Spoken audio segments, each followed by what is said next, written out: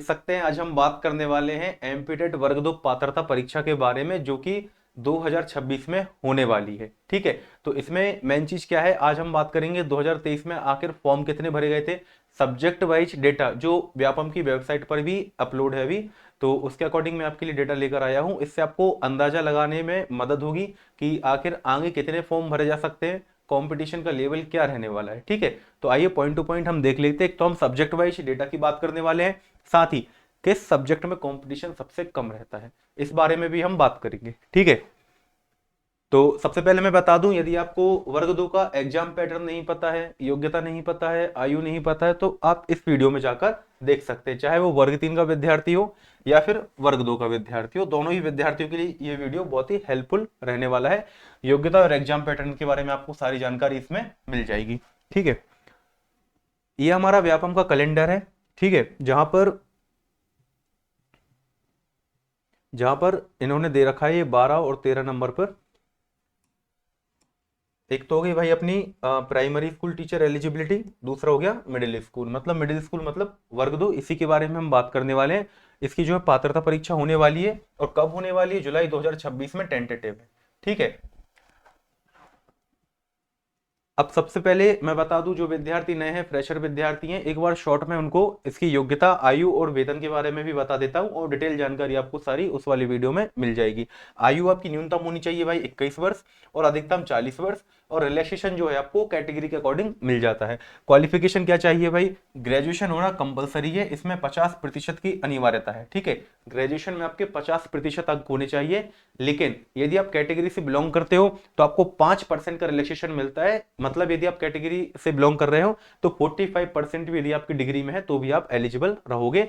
पर अगर आप यूआर कैटेगरी में आते हो तो आपके पास 50% होना अनिवार्य होता है। ठीक है, एक तो भाई हो गई ग्रेजुएशन की डिग्री। ठीक है, दूसरा हो गया बीएड होना चाहिए या डीएलएड होना चाहिए, या फिर 4 साल का आपका जो इंटीग्रेटेड कोर्स होता है। यदि आपके पास ये योग्यता है तो आप वर्ग 2 का फॉर्म भर सकते हो। सैलरी की बात कर लेते हैं, 32,800 इसका बेसिक पे है। साथ ही डीए आपको मिलता है, जो कि एमपी में वर्तमान में 55% अभी चल रहा है। साथ ही आपको अभी ये न्यूज भी पता होगी कि 100% सैलरी का प्रावधान भी किया जा रहा है। तो इसका मतलब है आपकी सैलरी अराउंड 45 से 50 50 के लगभग आपकी सैलरी इसमें बनेगी। मतलब 50,000 रुपए समथिंग आपको प्रति पर मंथ आपको मिलने वाले हैं। ठीक है, यूआर में आपको 60% चाहिए भाई। ठीक है, क्योंकि ये पात्रता परीक्षा है, आपको 150 में से चाहिए सिर्फ कितने, 60%, मतलब 90 मार्क्स। ठीक है, दूसरा आपको, यदि आप कैटेगरी से बिलोंग करते हो, चाहे वो SC ST हो, ईडब्ल्यूएस हो, ओबीसी हो, या कोई दिव्यांग अभ्यर्थी है, उनको चाहिए सिर्फ 50% मार्क्स, मतलब 75 नंबर। ठीक है, और यदि आप पात्रता परीक्षा में इतने न्यूनतम अंक लेकर आते हो तभी आपको चयन परीक्षा में बैठने का मौका मिलता है। एग्जाम पैटर्न की बात कर लेते हैं। 2 पार्ट में एग्जाम होता है, मतलब सिंगल पेपर ही होता है, पर उसमें 2 पार्ट में आपको मतलब एग्जाम पैटर्न देकर रखा हुआ, पार्ट ए और पार्ट बी। पार्ट ए में आपसे 30 मार्क्स 30 मार्क्स के ये क्वेश्चन पूछेंगे। मतलब एक तो आपका हो गया Hindi, English, general knowledge, current affairs, logical and numerical ability and pedagogy. ठीक है, तो ये आपके हो जाते हैं 30 नंबर। साथ ही साथ मेन पार्ट आपका जो रहता है वो रहता है पार्ट बी। पार्ट बी में आपसे संबंधित विषय में, सपोज आपने हिंदी से फॉर्म भरा है तो आपको 120 प्रश्न आएंगे हिंदी के, इंग्लिश से फॉर्म भरा है तो 120 प्रश्न आएंगे आपको इंग्लिश के। ठीक है ना, तो इस प्रकार से हमारे 7 सब्जेक्ट में वर्ग 2 की परीक्षा होती है, और कुल 120 नंबर के लिए ये वाला पेपर पार्ट बी होता है। पार्ट ए होता है आपका 30 नंबर के लिए। तो इस प्रकार से आपके हो जाते हैं 150 मार्क्स।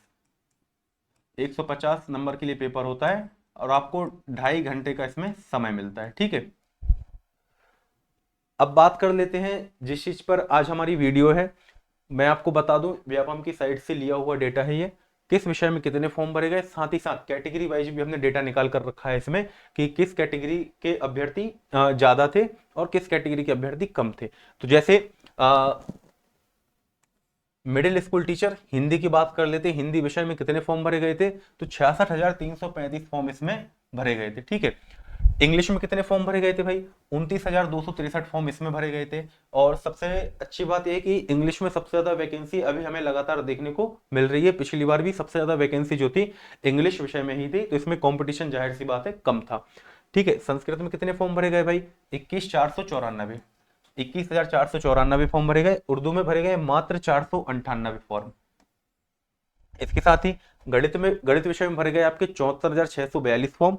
साइंस विषय में आपके भरे गए 73,940 फॉर्म और वैकेंसी लगभग आई थी 14।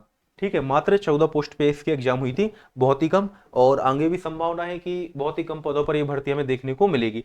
सामाजिक विज्ञान में बात कर ले तो इसमें सबसे ज्यादा अभ्यर्थी थे, लगभग 1,27,534। और फिजिकल एजुकेशन में थे 13,807 अभ्यर्थी। गायन वादन में थे 5,593। Physical education primary primary physical education में थे 12,592 फॉर्म। साथ ही गायन वादन की बात कर लें तो 5,497 फॉर्म। और डांस मतलब नृत्य में जो परीक्षा होती है वो 758 फॉर्म। इस प्रकार से लगभग 4,31,953 फॉर्म इसमें भरे गए थे वर्ग 2 की पात्रता परीक्षा में। मात्र लगभग 4 लाख से ऊपर फॉर्म थे, 4,31,953। तो अब आप अंदाजा लगा सकते हैं। देखो भाई, जिनको चयन लेना तो उनका चयन तो अभी हो चुका है फिलहाल, लेकिन 2023 में परीक्षा हुई थी। अब उसके बाद 2023 में जो अभ्यर्थी पात्र नहीं थे, अंतिम वर्ष में अध्ययनरत नहीं थे, उनको मिला लो आप।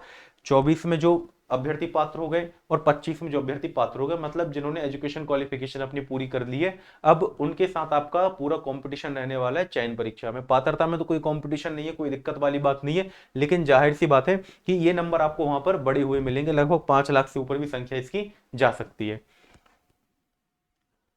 अब इसको मैंने क्या है कि क्रम में जमा लिया है कि भाई सबसे ज्यादा फॉर्म किस में भरे थे और सबसे कम फॉर्म किस में थे।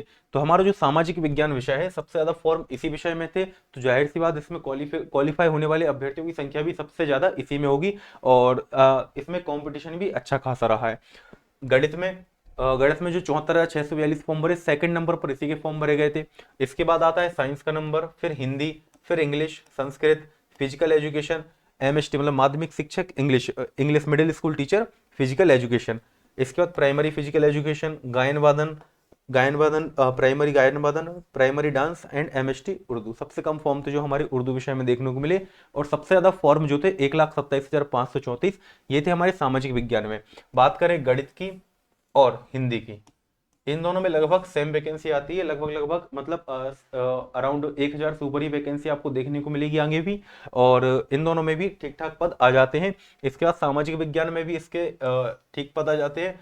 और फिर सबसे ज्यादा जो पद आएंगे आपके वो आएंगे इंग्लिश विषय में। ठीक है, और संस्कृत भी आपका एक मुख्य विषय वहां पर रहने वाला है। ठीक है, तो इन विषयों की जो अभ्यर्थी है उनको तो तैयारी बहुत अच्छे से ही करनी है, क्योंकि आपका सिलेक्शन डन है कि भाई हो सकता है। ठीक है, यदि आपको जानकारी पसंद आई हो और ऐसी जानकारी के लिए आप हमसे जुड़ना चाहते हैं तो टेलीग्राम ग्रुप आप ज्वाइन कर सकते हैं। कमेंट बॉक्स में मैंने लिंक इसकी पिन कर दी है, वहां आप लिंक पर क्लिक करेंगे तो सीधे टेलीग्राम ग्रुप पर आप जुड़ जाएंगे। और ऐसे ही अपडेट्स पाने के लिए चैनल को सब्सक्राइब कीजिए। थैंक यू, जय हिंद।